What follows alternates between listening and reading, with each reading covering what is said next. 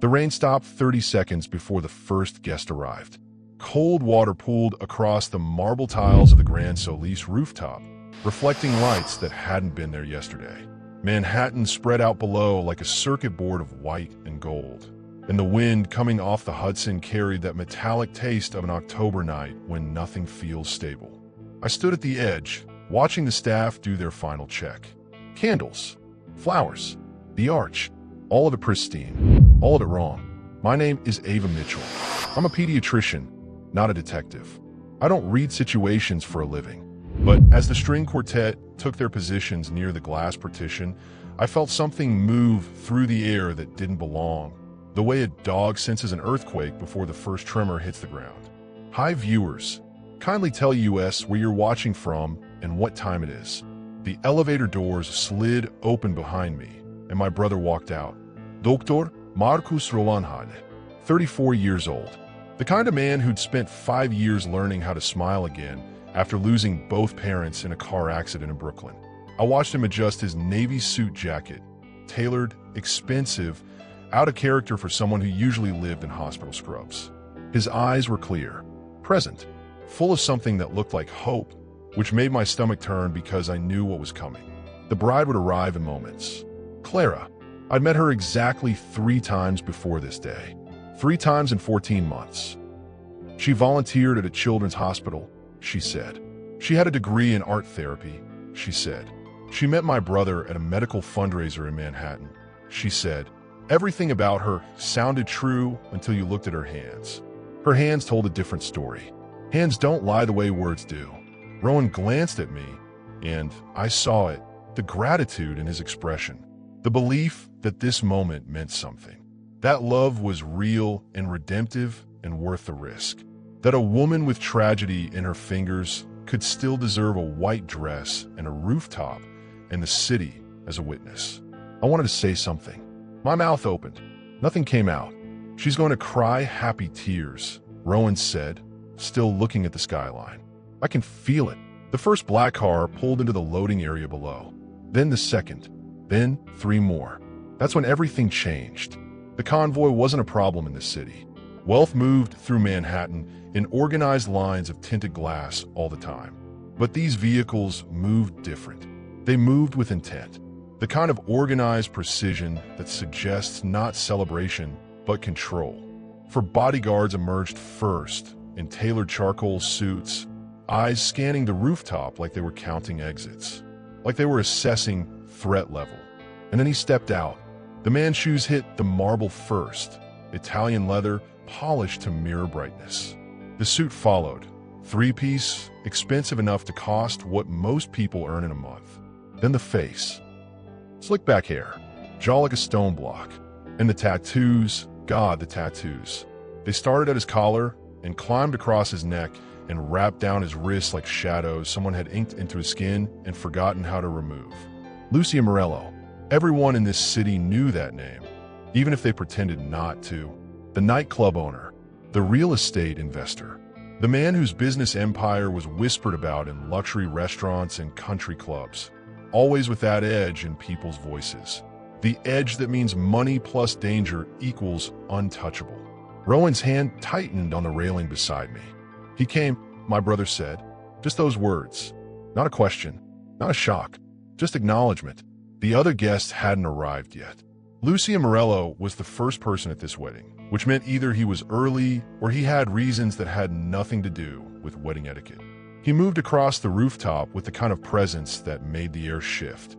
Staff members who'd been arranging flowers suddenly needed to be somewhere else. The violinist adjusted his bow. The caterer checked his watch twice. This man didn't just enter a room. He owned it before his feet stopped moving. You knew, I said to my brother.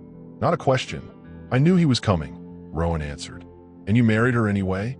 His expression didn't change, but his fingers turned white against the railing. The second elevator opened. Clara stepped out. She wore a dress that cost more than my car. White silk that moved like water.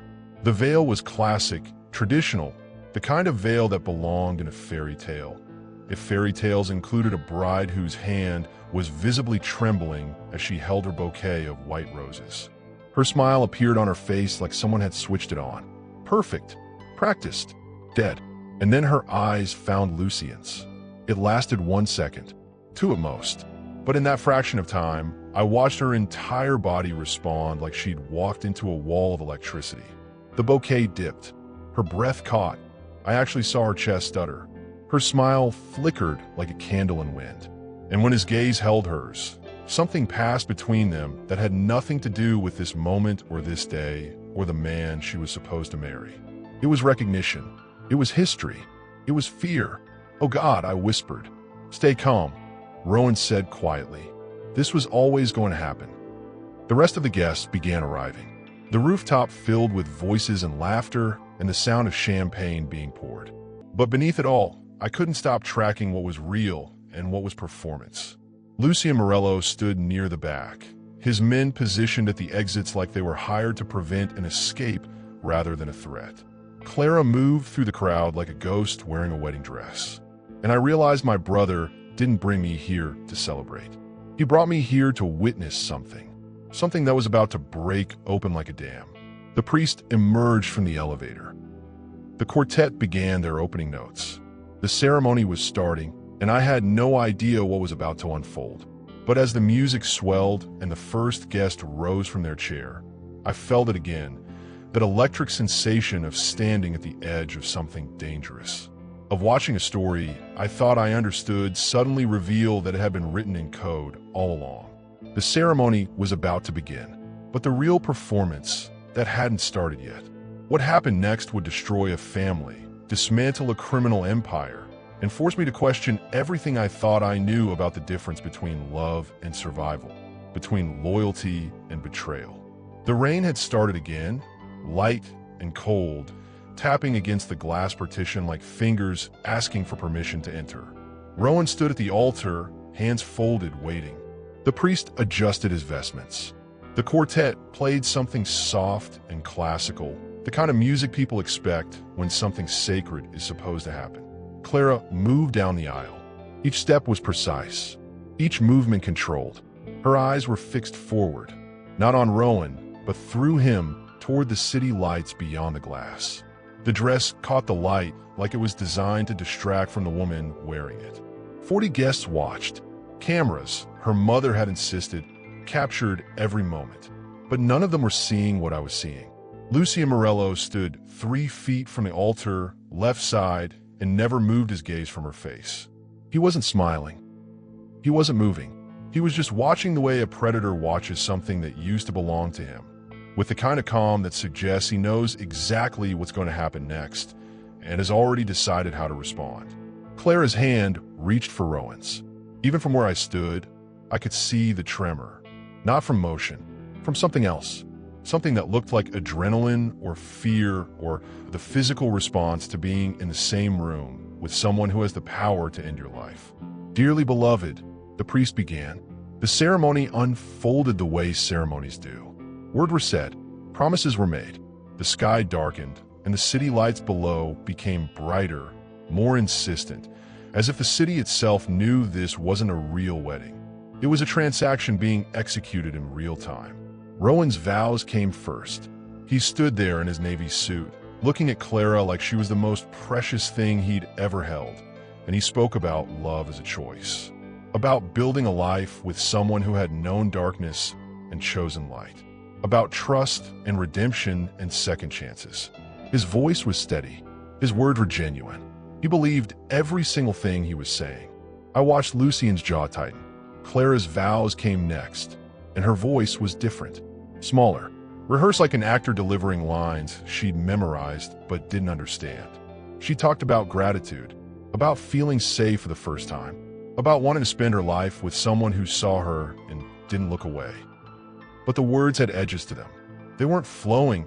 They were being pushed out one by one, like water through a crack. When she said, "I do," I heard Rowan exhale.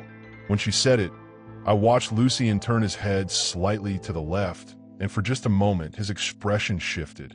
It wasn't anger. It was something worse. Regret. Genuine regret. As if he was watching something that used to be his walk toward a future he could no longer touch. "I now pronounce you husband and wife," the priest said. The kiss happened. Rowan pulled Clara close, and she melted into him like someone finally allowing themselves to stop running. The guests applauded. The quartet played louder, and in that moment, as the newlyweds' lips met above the Manhattan skyline, I glanced at Lucien and saw his hand curl into a fist.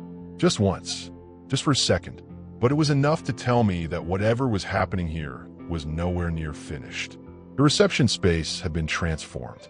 Golden lights hung from cables strung across the rooftop. Tables were arranged in careful circles. A jazz band played in the corner, their music filling the spaces where conversation couldn't quite reach. White roses covered every surface. Champagne flowed. It looked like a dream that belonged in a magazine. It felt like a trap. I moved through the crowd, watching Rowan introduce Clara to relatives she'd never met. Watching Clara's smile crack and reform every time someone touched her arm. Watching Lucien's men.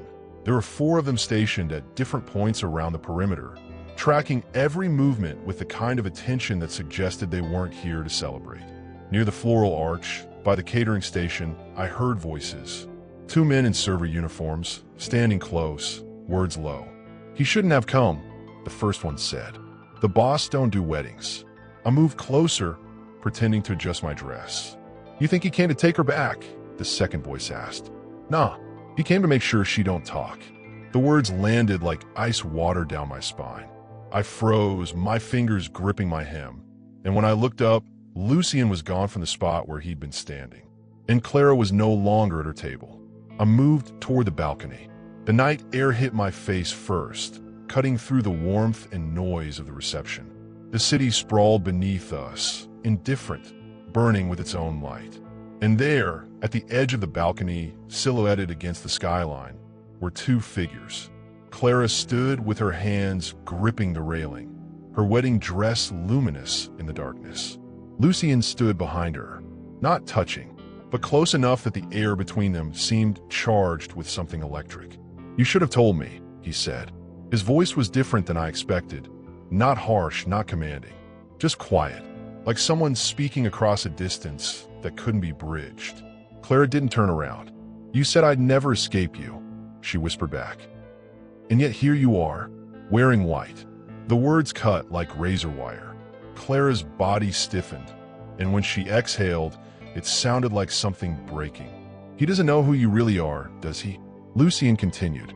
"He doesn't know where you came from, or what you ran from, or why you're so afraid every time I'm in the same room." "Stop," Clara breathed.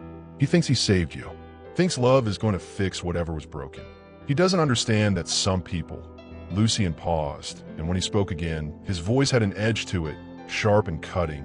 "Some people can't be saved. They can only be managed."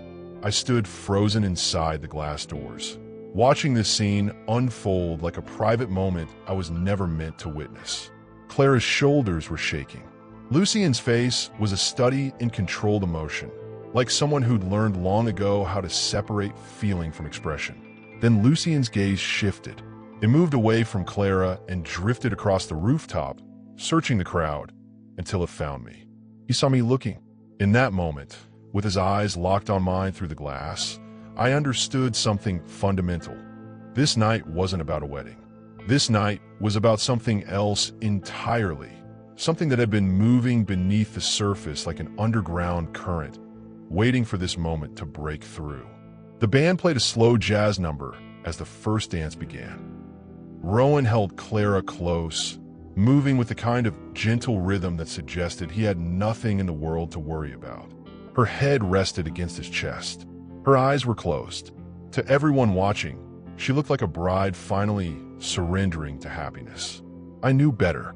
The other guests stepped back to make space, and I found myself standing near the edge of the dance floor, watching the city lights play across their faces. Lucien had moved to the far side of the rooftop, his back to the couple, but I could see his shoulders beneath his tailored suit.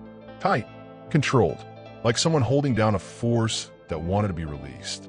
The song shifted into something more upbeat. More guests joined the dance floor. The energy of the party accelerated. Servers moved through the crowd with champagne flutes. People laughed louder. Music got louder. Everything was designed to feel celebratory, designed to build momentum, designed to make everyone forget there was anything else happening beneath this perfect surface. But there was. I made my way through the crowd toward the bar. That's when I noticed them, the cameras. Not the official photographer's cameras, but smaller devices mounted in corners, hidden in places where most people wouldn't think to look. They were recording. Someone was documenting this night in meticulous detail. "First wedding you've watched from the inside," a woman's voice asked behind me. I turned to find a server, older, dark eyes that had seen things. She was holding a tray of champagne, but her gaze was fixed on me with an intensity that suggested she'd been watching me, watching everything else. "What?" I asked. "You keep looking around like you're trying to solve a puzzle," she said. "Most guests just celebrate. You're investigating." Before I could respond, Rowan appeared beside me, his hand on my elbow. His smile was bright, but his grip was firm. "We need to talk," he said quietly. He led me away from the bar, away from the music, to a corner of the rooftop where the wind moved through with more force. The city's sounds were louder here, distant sirens, traffic, the hum of a city that never rested. "Ava," Rowan started, "I know what you saw on the balcony." "Then tell me what's happening," I said, "because nothing about this makes sense. You marry a woman who's terrified of one of the most dangerous men in this city? You invite him to your wedding? You don't even seem surprised." Rowan's jaw worked.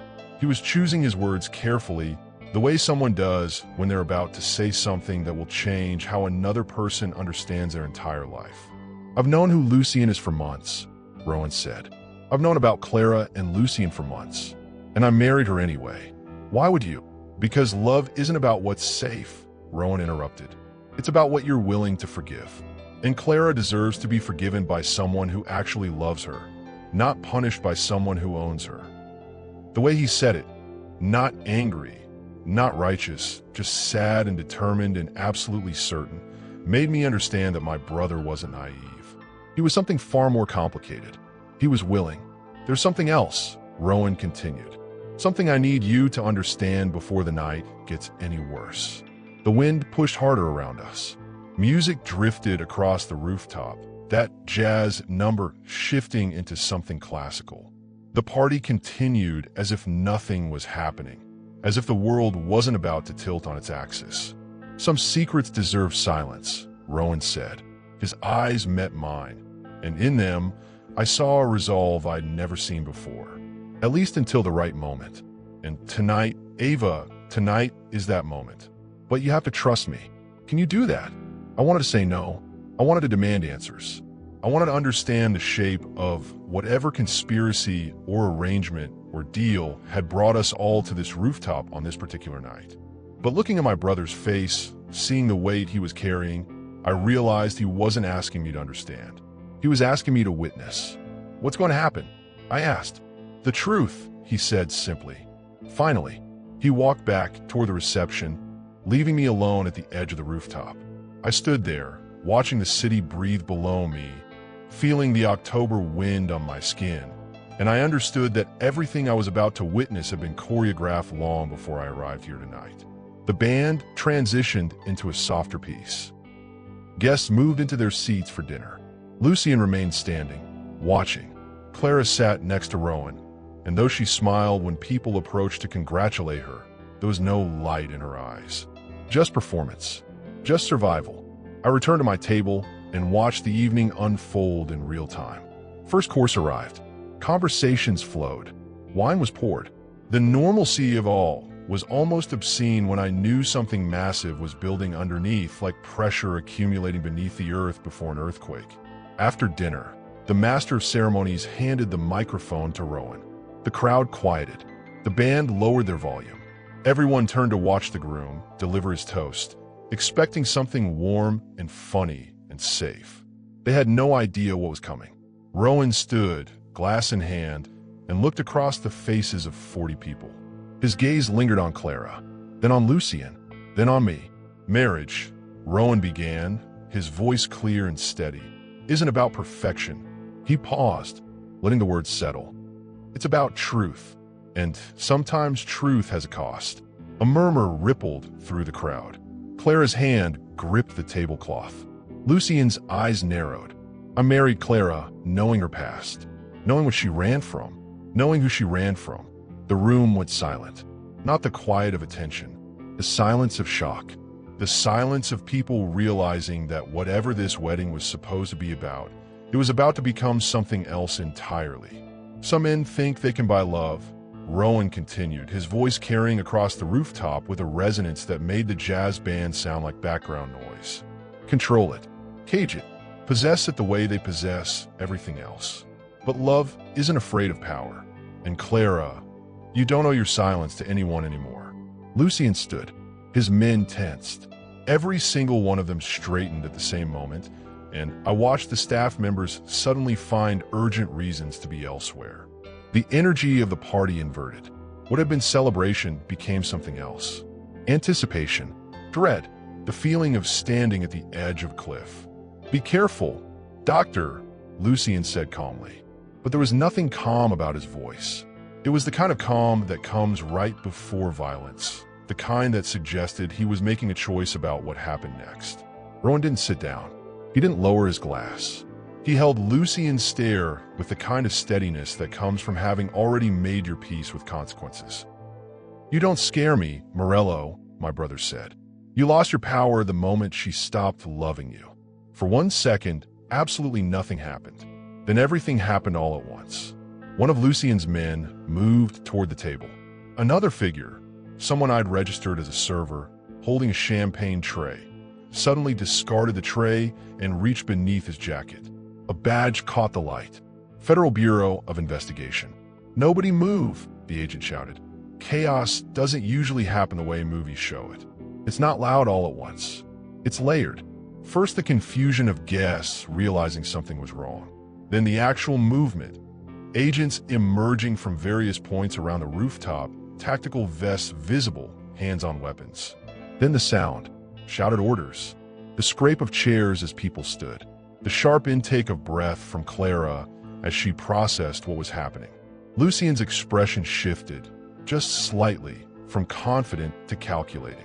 His hand moved, and immediately 2 agents surrounded him, weapons drawn.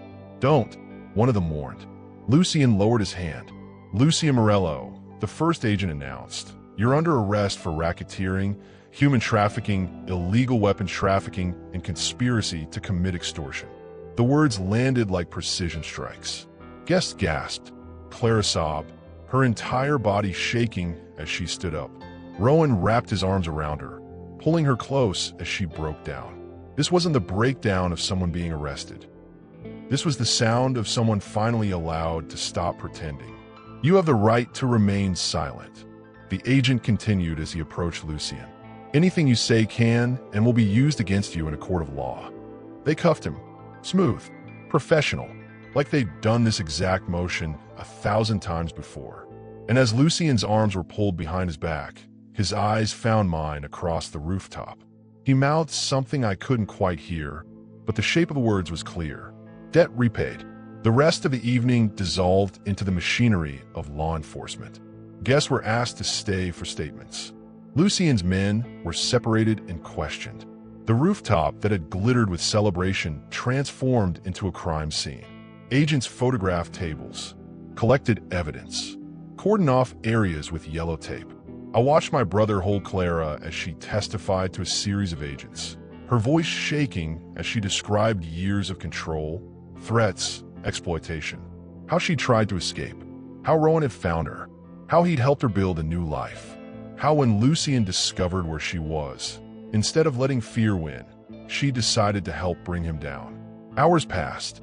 The night became very late or very early, depending on how you counted time. Eventually, agents began clearing the rooftop. Guests were released. The caterers packed up the remaining champagne and uneaten food. The flowers, which had cost thousands of dollars to arrange, were left to wilt in the cold October air. By the time it was just Rowan, Clara, and me standing on the empty rooftop, the sun was thinking about rising. The city had shifted from night sounds to early morning. Fewer sirens, more delivery trucks, the sound of the world preparing to keep existing. How long have you been planning this? I asked my brother. Since I met her, Rowan said simply. Since I understood what she was running from. And you married her tonight? With all this planned? I married her tonight, Rowan confirmed, because tonight was the only night we could guarantee Lucien would come. Tonight was the only night she'd be safe enough to tell the truth. Clara leaned against Rowan, completely exhausted. The wedding dress was wrinkled now, the white fabric stained with champagne and mascara and the evidence of a night that had never been a wedding at all. What happens now? I asked. Now. Rowan looked out at the city as the first hints of dawn crept across the horizon. Now we wait for the rest of the truth to surface.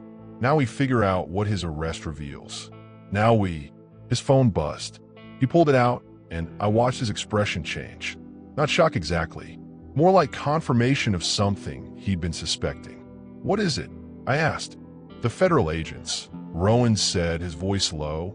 They want to talk about why Lucien was so obsessed with Clara. They're saying there's more to his connection to our family than just her. The sun continued its ascent. The rooftop continued its cooling, and I realized that the wedding night wasn't over. It was just beginning to reveal its true layers, one secret at a time. The apartment was silent in a way that only Manhattan apartments can be, surrounded by millions of people and still somehow completely isolated.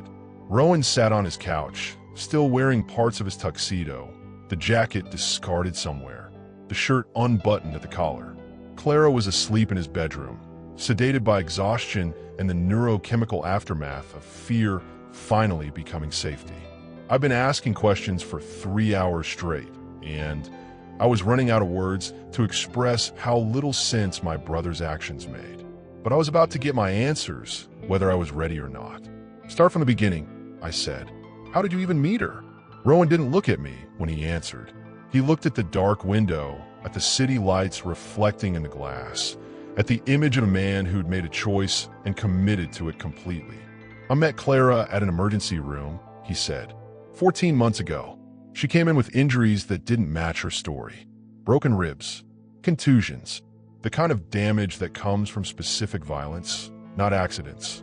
And you knew. I suspected.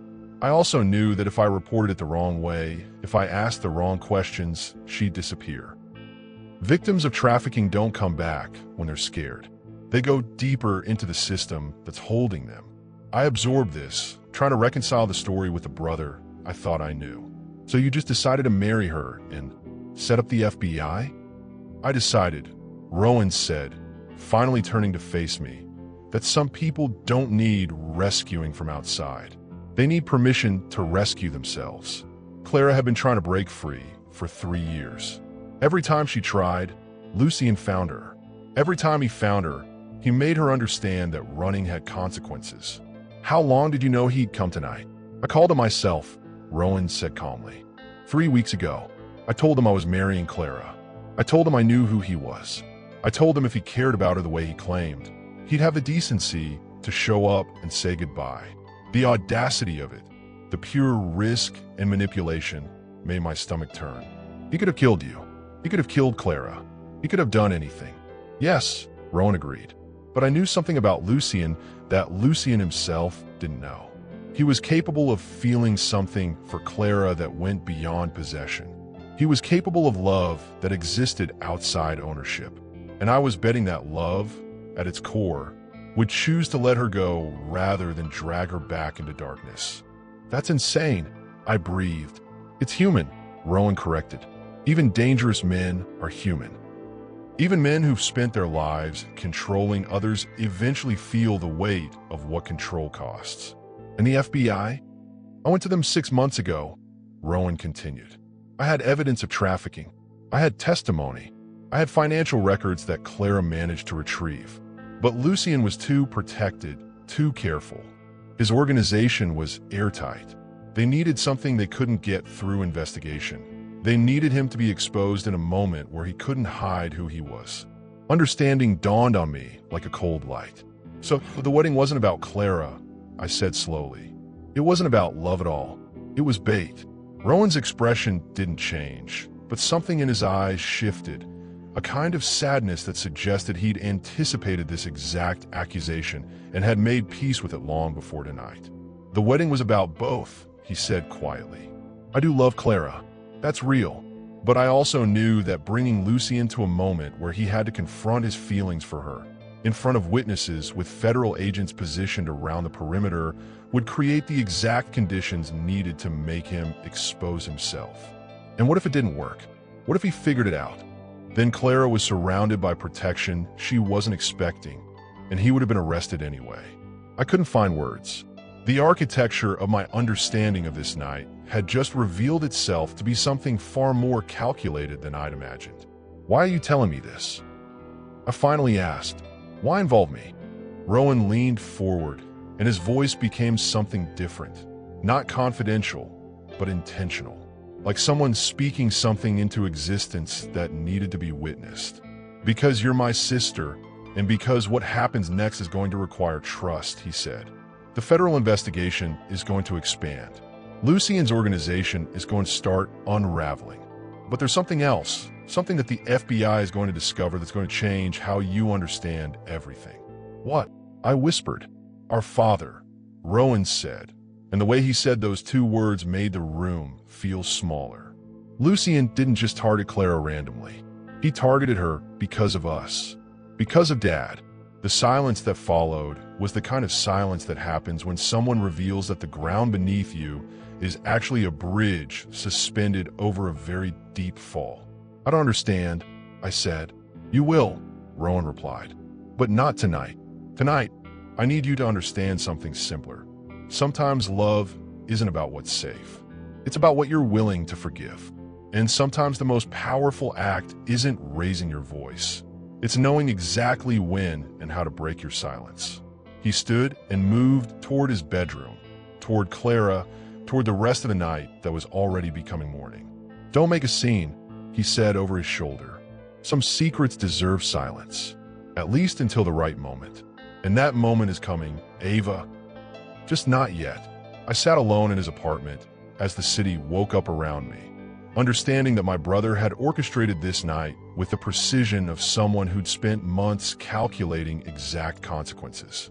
The wedding, the arrest, the exposure, all of it leading towards something larger, something that was still moving beneath the surface like an underground current waiting to break through. What I didn't know yet was what my father had to do with any of it. But as the sun rose fully over Manhattan, casting long shadows across the room, I realized that the real investigation, the one that would change everything, was just beginning. The hospital waiting room was fluorescent and cold, and exactly what you'd expect from a place designed to strip hope away and replace it with paperwork. 3 days after the wedding. 3 days of news cycles running the story on repeat. 3 days of federal investigation expanding like a virus through Lucia Morello's organization, revealing connections that seemed impossible. Politicians, judges, business executives, all tied to his network through threads of money and threats and leverage. And now, Rowan sat across from me in a plastic chair that probably cost $8 new, holding a folder marked confidential. The FBI found something, he said without preamble. Something on Lucian's servers. Financial records going back 15 years. And Ava, Dad's name, is in there. I couldn't move. Couldn't process what he was saying because my brain was still trying to reconcile the idea that our father, a man who'd been an accountant, a man who'd coached my soccer team, a man who died when I was 23, had any connection to a criminal empire. What do you mean his name isn't there? I asked. Silent partner, Rowan said. He opened the folder and slid a photograph across the table. It was old, faded, but I recognized our father immediately. He was younger, maybe 40, shaking hands with a man I now knew was Lucia Morello, probably 30 at the time. They were standing in front of a building, both smiling the kind of smile you smile when a deal has just been struck. Our father, Rowan continued, invested in Lucian's initial legitimate businesses. Real estate development, nightclub licensing. On the surface, everything was legal. But the FBI's forensic accountants traced the money. Dad wasn't just investing. He was laundering. The words hung in the air between us like something poisonous. I wanted to deny it. I wanted to tell Rowan he was wrong, that the FBI was wrong, that this was some kind of mistake. But I could see in his eyes that he'd already accepted this truth days ago. There's more, Rowan said quietly. Dad was going to testify. 15 years ago, before the car accident, he went to the FBI himself. He was going to give them everything, financial records, conversations, connections. He was going to bring the whole structure down. My stomach turned to ice.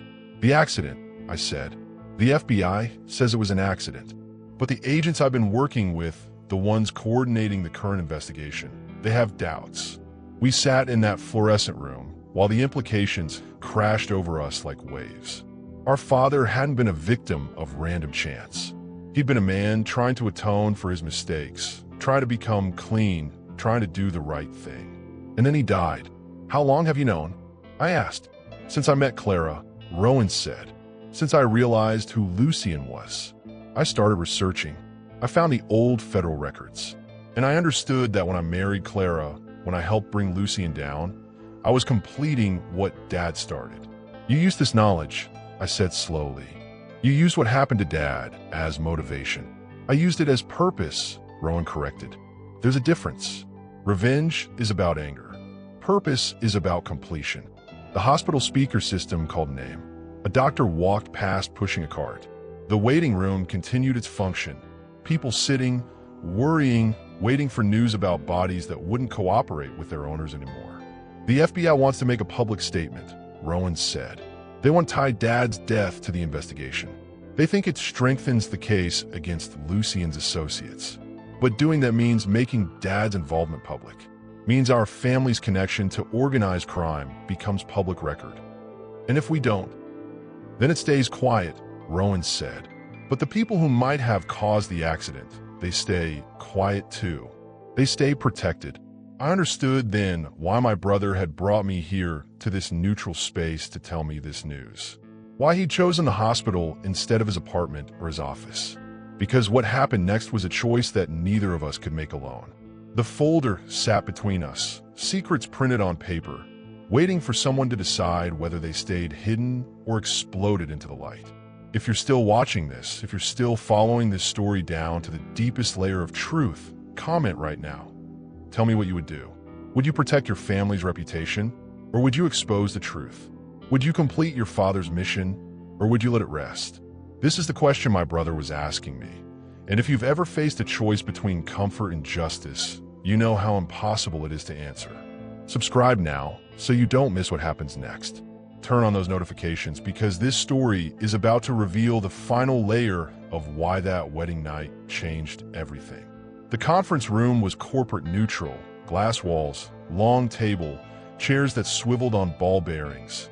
Everything designed to project legitimacy and power. I sat between two federal agents whose names I'd already forgotten. Rowan was across from me with his attorney. A woman who looked like she'd made a career out of sitting exactly like this, with exactly this expression. On the screen behind us, a photograph of our father appeared. Marcus Rowan Hale Sr., the lead FBI agent said, her voice carrying the weight of official record. He approached the Bureau in 2009 with evidence of criminal enterprise. Over 18 months, he provided financial documentation, recorded conversations, and testimony regarding Lucien Morello's operations. The image changed. Bank statements, transfer records, dates and amounts that charted a landscape of money moving through pipes designed to hide where it came from and where it went. Your father, the agent continued, was prepared to testify in federal court. The case was scheduled for trial in September 2010. But he died in June, I said. He did, the agent confirmed. The initial investigation ruled it an accident. Vehicle malfunction while driving on the FDR drive. The car crossed the median, struck a support beam. He died at the scene. The clinical way she presented this, the absolute matter-of-factness of how she delivered the story of our father's death, made me hate her a little. But I understood why she spoke that way. To her, this was evidence. This was data point. This was input into a larger equation she was trying to solve. We now believe, the agent said, that his death was not accidental. Rowan's attorney placed a hand on his shoulder. He didn't react. The vehicle, the agent continued, underwent inspection after the incident. The brake lines showed signs of tampering. The damage was minimal, easily attributable to the impact. But our forensic engineers now believe someone cut through the lines. Not completely, just enough. Just enough that they would hold until the car reached sufficient speed. She presented a technical report. Photographs of metal tubes severed in precise locations. Diagrams showing force and velocity and the exact moment when brakes would fail. "We believe," the agent said, "that your father's death was a direct consequence of his cooperation with our office. We believe Lucien Morello ordered this action to prevent testimony that would have destroyed his organization." The words were there. They existed, but I couldn't seem to make them land in any part of my brain that understood what they meant. My father, murdered, not an accident, but an execution. Not random, but targeted. Not fate, but choice. "We're moving forward with murder charges," the agent said. "Lucien Morello, conspiracy to commit murder, obstruction of justice. The case will be significantly strengthened by your cooperation." She turned to Rowan. "You married Clara knowing her connection to Lucien," the agent said. "You worked with us to orchestrate his presence at a location where we could arrest him with federal agents present. You created the conditions for exposure. That shows intention. It shows that you understand the depth of what this man did, that you were willing to risk yourself to bring him to account." "I married Clara because I love her," Rowan said quietly. "The rest is secondary." "Understood," the agent said, but her tone suggested she understood something different entirely. She understood that Rowan had been waiting his entire life for the moment when his father's death could be transformed into justice. "We will be issuing a statement to the media," the agent continued. "We will present the evidence. We will detail your father's cooperation and his death. We will describe the wedding operation as an example of victim-centered law enforcement strategy. The case will be prosecuted to the fullest extent of federal authority." As she spoke, I understood what this meant. Our father's story would be everywhere. The news cycles would devour it. People would talk about his involvement in Lucien's organization. They would debate whether he deserved what happened. They would turn his life and death into content. And they would do it to my family forever. "When does the statement go public?" I asked. "Tomorrow morning," the agent said. 6 a.m. It will be released simultaneously to all major news outlets. Rowan looked at me across the table. In his eyes, I saw the moment when he understood that there was no taking this back. No option for quiet. No way to let this fade into private memory. His choice to complete our father's mission had crossed a threshold. It could not uncross. Everyone watching this, everyone who's been following this story from the beginning. If you have ever had to choose between protecting your privacy and protecting justice, you understand the weight of this moment. You understand what it means when the truth becomes public record. Comment below and tell me if you would make the same choice. Tell me if you would sacrifice your family's comfort for the sake of completing a mission that someone you love started but couldn't finish. Subscribe and turn on notifications. This is not where the story ends. This is where the deepest truth comes forward. The newscast opened at 6 a.m. on every channel, every network, every platform. The headline appeared in fonts designed to grab attention and hold it. 15-year-old cold case. Accountant's death linked to Mafia investigation. Brother orchestrates arrest at wedding. The story dominated everything. Media outlets ran background reports. They aired footage from the rooftop wedding. The moment when agents emerged, when Lucien was cuffed, when Clara broke down in tears. They interviewed guests who'd been present. They dug into our family's history. They found old photographs of our father and published them without permission. They speculated about his involvement in crime. They questioned whether his death had truly been murder or whether there was something else at play. The public response was swift and complicated. Some people framed Rowan as a hero, a man who'd risked himself to bring down a criminal empire and avenge his father's death. Others questioned why a doctor had chosen to marry a woman connected to organized crime. Conspiracy theories emerged. People suggested the FBI had orchestrated the wedding as a publicity stunt. People claimed there was more to the story than was being revealed. All of it was noise. What mattered was that Lucien Morello's empire, which had taken him decades to build, collapsed in the span of a week. His associates were arrested. His businesses were seized. His assets were frozen. The structure he'd constructed with violence and leverage and control came apart because one man had chosen to help the woman who could testify against him. Clara gave a press conference 3 days after the media storm broke. She stood at a podium with federal prosecutors flanking her on both sides, and she spoke about years of being controlled, about threats, about having to pretend to love someone who only understood love as ownership, about the moment when she realized that freedom wasn't about escaping, it was about standing up. "I am not a victim," she said to the cameras, and her voice carried the kind of strength that only comes from surviving something you weren't supposed to survive. "I'm a person who was in a situation, and I made a choice to help bring justice to that situation. That choice saved my life in ways that have nothing to do with the law." She looked directly at the camera then, at the millions of people watching through screens, and she said something that would be quoted in articles and books about this case for years. "Sometimes the bravest thing you can do is let someone else be brave for you." The federal trial lasted 4 months. Lucy Morello was convicted on 43 counts. He received a life sentence. His co-conspirators faced varying penalties. The entire criminal apparatus that had controlled the Eastern Seaboard's underground economy for a generation was dismantled by the testimony of a woman who'd been considered his property. But through all of it, through the coverage and the trial and the appeals that would stretch on for years, one thing remained constant. Rowan never gave an interview. He never spoke to the media. When reporters approached him outside the courthouse, he simply said, "My role was minimal." Clara's courage was the actual justice here. "My father taught me that sometimes doing the right thing costs everything. You pay that price. I just helped honor it." The public eventually moved on. New scandals emerged. News cycles accelerated. The wedding that had changed everything became a historical reference point, the wedding sting, they called it in documentaries. The case that changed federal law enforcement strategy, they named it in academic papers. But for our family, it remained what it had always been, the night when truth became impossible to hide. And there was still one more layer, one more secret that hadn't yet been revealed. If you're still here, if you followed this story from the beginning and seen it evolve from a wedding into a federal investigation, into a transformation of how justice is served, comment right now and tell me.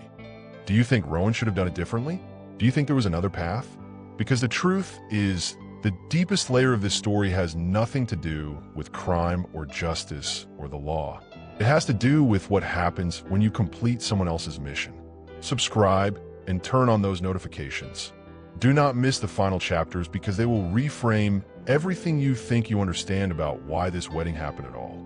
6 months after Lucy Morello's conviction, 6 months of his life sentence settling into place like a prison gate closing, 6 months of Clara building her testimony into a book deal and a consulting position with the FBI helping other trafficking survivors.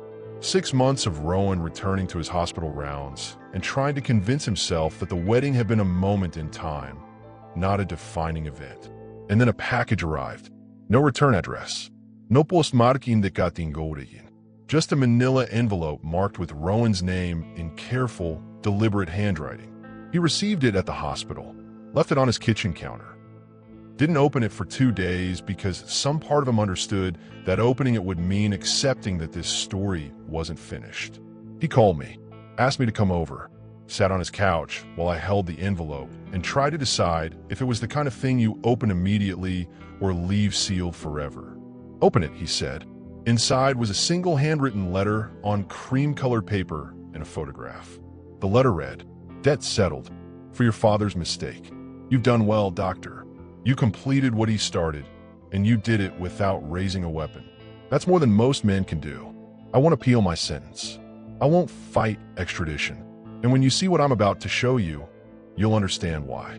Your father was good at numbers. He understood finance the way other people understand language.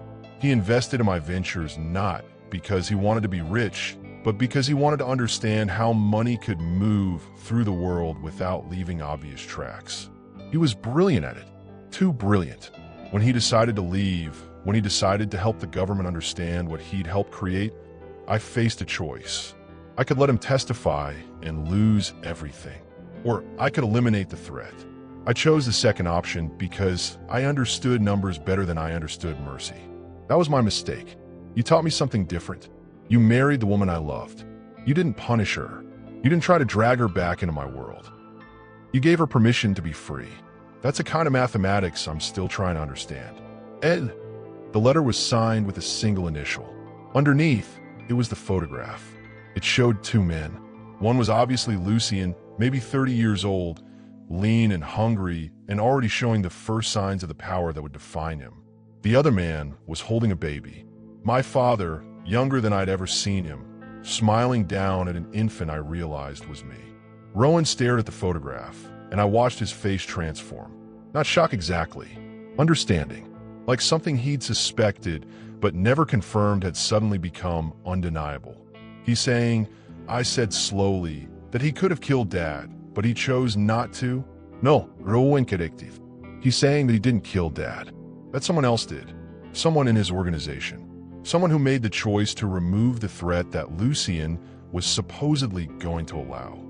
We sat with that, understanding the way you sit with a truth that rearranges your relationship to your entire history. So Dad died because Lucien lost control of his own organization? I asked. Dad died because there's always someone willing to act on behalf of power, Rowan said.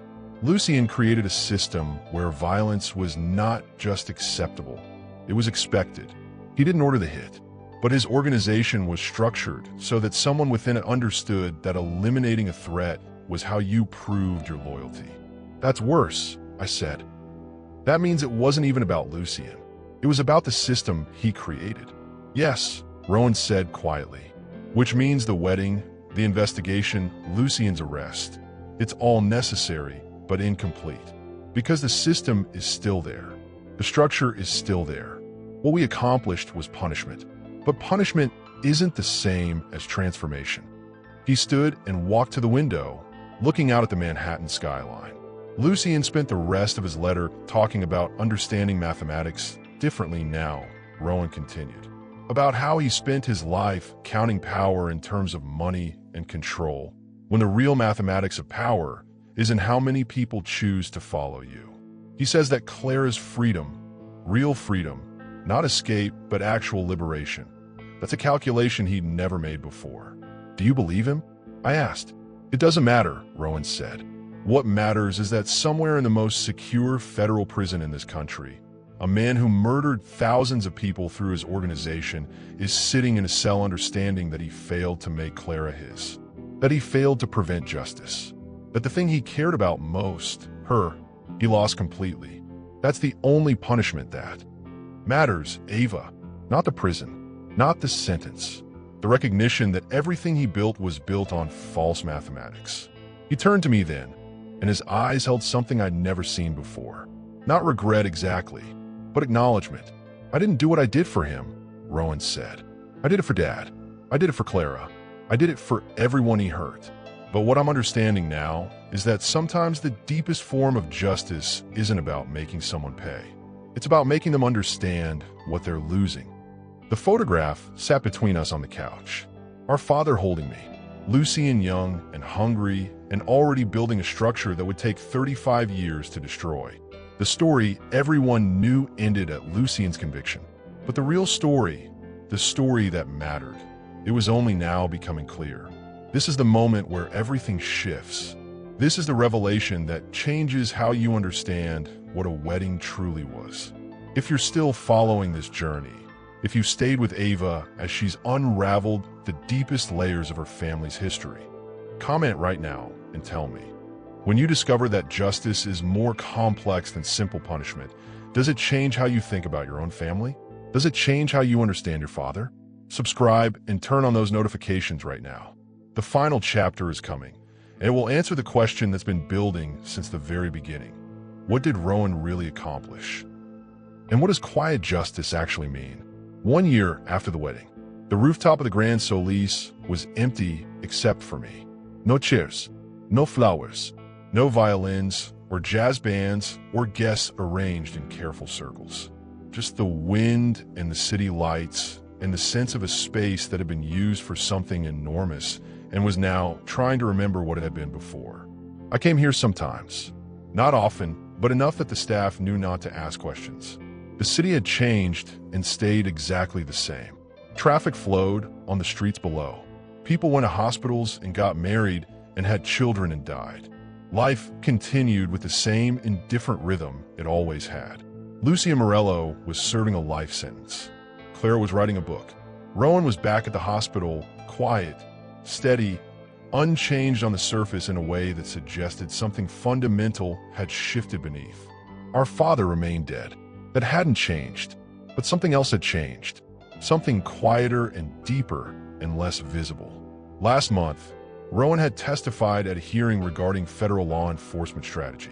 He described how trauma victims often become the most powerful agents of justice, not because they're seeking revenge, but because they're refusing to let fear dictate their future. He talked about how systems of control function best when victims remain silent, and how the moment someone chooses to speak, the entire structure becomes fragile. He didn't mention the wedding. He didn't mention Lucien. He didn't mention our father. But everyone who knew the story understood that he was describing exactly how the case had come together. The federal prosecutor told him afterward, "You should consider working with us. Consulting. The strategy you developed, victim-centered approach to criminal investigation. That's going to change how we operate." Rowan declined. He said he had patients who needed him more than the Bureau did. But something in the way he said it suggested that he understood he'd already given the federal government what it needed. Proof that love, when it moves towards something instead of away from something, can be stronger than violence. I stood at the edge of the rooftop where I'd stood a year ago, watching the rain and knowing something was wrong. Now I stood watching the city breathe and understanding exactly how wrong it had been and how necessary. The truth I'd learned over the past year was that quiet justice isn't about someone paying for what they did. It's not about punishment or satisfaction or any of the things we think justice should be. Quiet justice is what happens when someone decides that their own freedom matters more than the person who tried to contain them. It's what happens when a system built on fear encounters a person willing to face that fear directly. Rowan had married Clara knowing she was terrified, knowing she was entangled in something dangerous, knowing that the marriage would immediately put him in the crosshairs of a criminal organization. He did it anyway, not because he was brave, not because he was foolish, but because he understood that sometimes the most powerful act is showing someone that they have other options. Lucien lost everything: his freedom, his empire, his control. But the thing he actually lost, the thing that destroyed him more than any prison sentence, was the understanding that Clara chose something else. She chose freedom. She chose healing. She chose a man who loved her without trying to own her. That's the mathematics that changed. Our father had started something he couldn't finish. He'd tried to expose a system and it had killed him. Rowan completed that mission, but not through retaliation, not through hatred, through the simple act of choosing love and partnership over fear and control. The wind came off the Hudson, carrying the cold of November and the smell of the city at night. I thought about what my brother had said about secrets deserving silence. I understood now what he meant. Some truths don't need to be shouted. Some justice doesn't need to be performed. Sometimes the deepest transformations happen quietly, in moments when someone chooses to trust, chooses to believe in redemption, chooses to see another person as free. That night, on this rooftop, a man in a suit had watched the woman he thought he owned walk toward another future. And in that moment, even if it took him a year in prison to understand it, he finally learned what it meant to lose something that mattered. The wedding was over. The investigation was over. The trial was over. The media had moved on to other stories, other scandals, other reasons to be afraid or angry or uncertain. But the real lesson, the real quiet justice that was still unfolding, that would continue to unfold every time Clara woke up without fear. Every time Rowan walked through his hospital knowing he'd completed his father's mission not through violence, but through love. Every time someone who was trapped in a system of control watched this story and realized that escape wasn't just possible, It was achievable. I looked at my brother's city spread out before me, at the millions of lights representing millions of lives, millions of choices, millions of moments where someone was deciding whether to stay silent or speak, whether to accept control or demand freedom, whether to let fear define them, or whether to transform it into something else entirely. That's the real story. That's the quiet justice that no prison sentence could measure. That night, I understood finally why my brother said what he said when I asked him if he was afraid. Some secrets deserve silence. Not because silence is complicity, but because sometimes the deepest truth, the most powerful transformation, happens in the spaces between the noise. In the moments when someone chooses love over fear. When someone chooses redemption over revenge. When someone chooses to complete their father's mission not by destroying what he fought against, but by building something better in its place. The wind scattered leaves across the rooftop. The city breathed below, and I stood in the space where everything had changed, understanding that the most important part of this story would never make headlines. It would never be captured by cameras. It would never be reduced to sound bites or news cycles. It would just be lived, quietly, powerfully, in the way that my brother loved a woman Lucien couldn't let go of, and in loving her completely, taught them both what freedom actually means. If you've stayed with this story from beginning to end, if you followed Ava through every revelation and every layer of truth, comment right now. Tell me what you learned.